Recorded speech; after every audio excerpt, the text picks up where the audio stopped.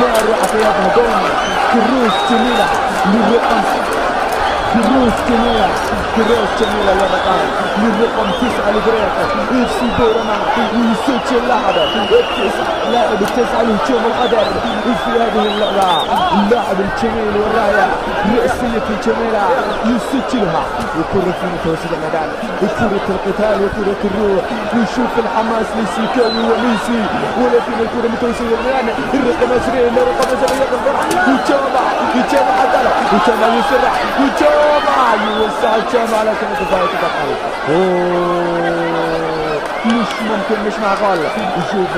شوف الفريق دورما يعدي الكرة يا سلام ويا سلام ولكن الكرة باطل وجامع على اليسار وجامع يمشي وجامع حتى الآن يدور جامع لمتوسط الميدان رقم 3 التوكل يمشي لفريق بورما فريق بورما يا حبيبي في الشوط الثاني قوز مباراة قوية في الشوط الثاني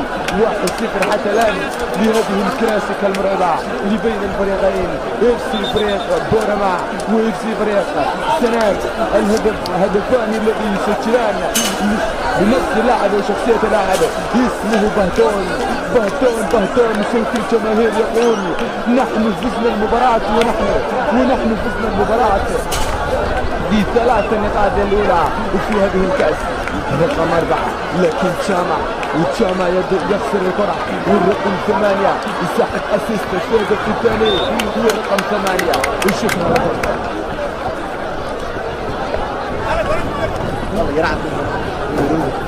daawadayaal weli waxaad si toosa nagala socotaan telefishinada qaranka Somaliland iyo sidoo kale telefishinka Home Cable TV Somaliland Space Channel iyo telefishinka SBC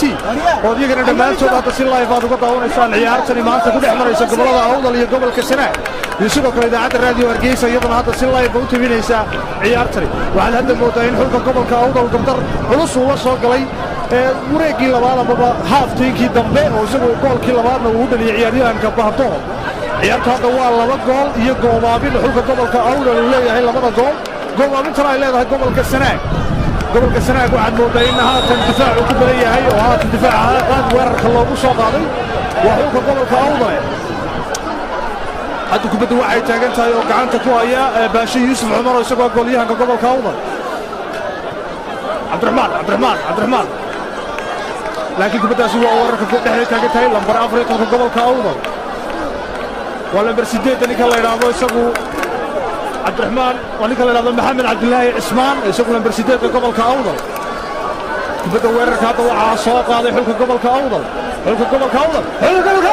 الله واسكت جول كاس واسكت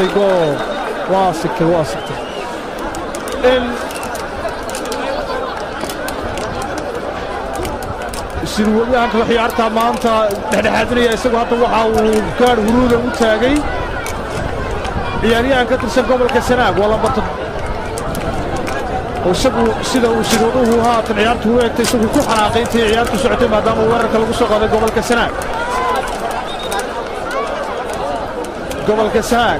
Sanaag maanta 2 gool iyo goobaabin buu gobolka Awdal ku leeyahay waxaan muuqday in gobolka Awdal oo dardar waa xoog la soo galay haafkii dambe ee ciyaarta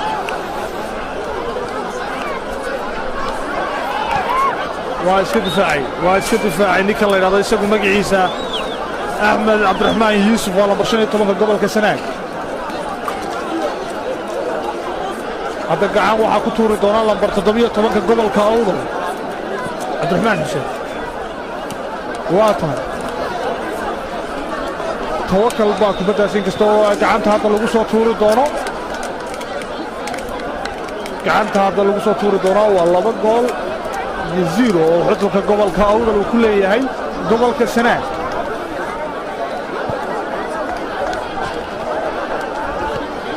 يعني على كلام بركة سيدنا قبل كسنة بدأ سطر لكن توكل عبد يوسف والله برصدح لك قبل كأول يا بدأ سهرت كده دفاعيا بمضح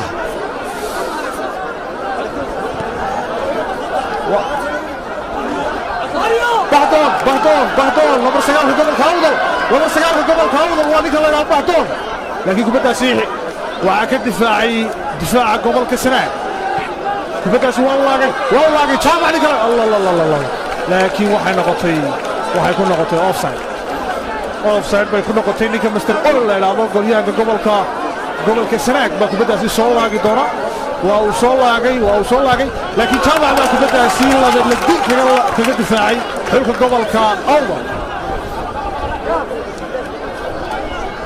gobolka awdal ninka lambar isagu lambar 7 u sita waa Mawlid oo isagu ciyaarta laga bedelay laakiin lagu bedelay Cabdiraxmaan lidku wareejiyay Maxamed Foosi aad baad u mahadsan tahay Khadar Ciise daawadayaal halkaad ka daawanaysaa waa telefishinka qaranka Jamhuuriyadda Soomaaliland iyo TV-yada afka Soomaaliga ku hadla dhammaantood Home Cable Bulsho Space-ka Universal TV SBC iyo Home Cable TV daawadayaal sidoo kalena waxaa baahinta tooska idin soo gudbinaysa shirkadda Real Video oo iyagu kameradoodu ay ka duubayaan garoonka Hargeysa Stadium sidoo kalena waxaa live-kaasi sida tooska idin ku soo gudbinaya shirkadda isgaarsiinta so company oo kaashanaysa shirkadda Sun Cable dhinaca orodo ayaa garoonka dhexdiisa ka dhacay iyadoo lagu jiro orodada ciyaaraha fudud isreereebka ciyaaraha oo garoonka dhinac ka ah ciyaaraha gobolada Soomaaliland xogayaha xiriirka ciyaaraha fudud ayaa garabkayga fadhiyo iyadoo ciyaartu kubadda cagtuna ay socoto Usmaan Cali Xuseen bal Usmaan waxaad si degdeg ah ugu dulmartaa iskoorka iyo cidda orodkii halkan ka dhacay ku guuleystay aad ayuu mahadsantahay walaal waxa maanta 200 ee isreereebka ay ahayd ugu horeynba 6 qof oo soo baxay finalka soo baxay baan ka sheegi doonaa goboladii iyo magacyadoodii marka goboladan ka horeeyo waxa uu soo baxay gobolka Awdal gobolka Saaxil gobolka Sool gobolka Hawl iyo gobolka Gabiley gobolka Togdheer 6 gobol ayaa soo baxay 200 ee mitir ee isreereebka ahaa haddana magacyadooda raaciyo ugu horeyn waxa weeyaan Axmed Cabdi Saciid oo ah gobolka Awdal Sadaam Xuseen Maxamuud oo ah gobolka Saaxil Axmed Maxamed Warsame Sool diiriye oo kaabraad waa diiriye Cabdilaahi Yuusuf gobolka Hawl كسناد وأيان لعمر أحمد قبل كجبيلي لح وسعيد أحمد زولاد قبل كتبير marka waxa weeyaan toole ruux xididku ama soo socda ay finalkii la qaban doonaa lixda gobol baan soo baxay oo ay 14 ku tartamiyeen aad ma santahay gobolka Awdal ayaa wadaxyaada gobolka Togdheer laakiin kubaddaasi ma ay suurta gelin halka kale ay ka baxday ciyaartoy Cabdi Carablo ayaa eryaday awoodo ciyaartoyga lambarka 7 u xiran gobolka Awdal kubaddaasi laagay dawadayaal sidaan la socotaan kulankan waa kulankii labaad ee ciyaaraha gobolada qaybta dambe ee ciyaarlugta labaad aan ilaahay oo lugtii hore ay ahayd isreereeb laba gobol oo Soomaaliland kamid ay ka dhacay oo gobolada Awdal iyo Togdheer ahaa isreereebka ka bacdi imika koobkii gobolada Soomaaliland ay kala qaadi doonaan 8 gobol ee isku soo hareeyay u soo baxay garoonka Hargeysa Stadium Sanaag iyo Awdal ayaa hadda kulankan foodo isku daray oo group ah oo ah lugtii koobaad ama ciyaarihii koobaad ee groupka ciyaartoyga gobolka Sanaag ayaa kubaddaasi daadiisanaya lambarka 10 u xiran laakiin ciyaartoyga gobolka Awdal ilaa hadda gobolka Sanaag ciyaartoyga Bahdon lambarka 2 xiran gobolka Awdal ayaa soo qaatay ciyaartoyga Badal ku soo galay lambarka 20 ee gobolka Awdal ayaa bartamaha kubadda laakiin ciyaartoyga Sanaag ayaa kubaddaasi ka soo qaatay ciyaarta gobolka Sanaag ayaa wata ilaa hadda ciyaartoyga difaaca uga ciyaaray gobolka Awdal ayaa ka soo reebay kubaddaasi Bahdon oo lambarka 9 laakiin difaaca gobolka Sanaag kubaddaasi waa ay soo qaateen waxa haysta Sikawi laakiin ciyaartoyga lambarka 10 u xiran gobolka Sanaag kubadda bartanka ayuu soo dhigay ciyaartoyga lambarka 11 ee gobolka Sanaag waa soo bandhigay halka goolka laakiin ma ay suurta gelin kubaddaasi waxa uu ku dhex jiray offside ciyaartoyga